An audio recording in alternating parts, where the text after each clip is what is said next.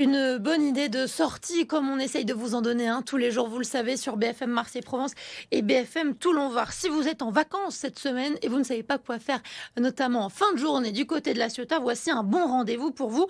Il s'agit du festival Jazz sur la baie, un festival dont BFM Marseille-Provence est partenaire cette année.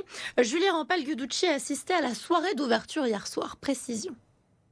Pour cette première soirée d'ouverture, c'est l'artiste Edith Darras qui a assuré la première partie, puis le groupe franco-irlandais Asina qui a animé la scène du festival Jazz sur la baie.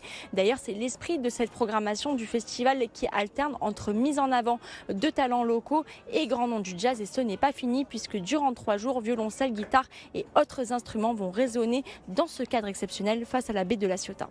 On a en première partie des quartets qui sont des artistes de la région sud qu'on a produits tout au long de l'année dans les concerts mensuels Jazz sur la baie. Et en deuxième partie, on essaie de capter des artistes qui ont une renommée nationale, voire internationale. Donc on essaie de faire aussi en sorte que les artistes de la région et les artistes en tournée qu'on arrive à produire ici au festival Jazz sur la baie à La Ciotat puissent aussi se rencontrer et aller à la rencontre du public. Chaque soir, entre 700 et 800 spectateurs sont attendus, dont 200 places qui ont été distribuées dans les quartiers prioritaires de la ville de La Ciotat.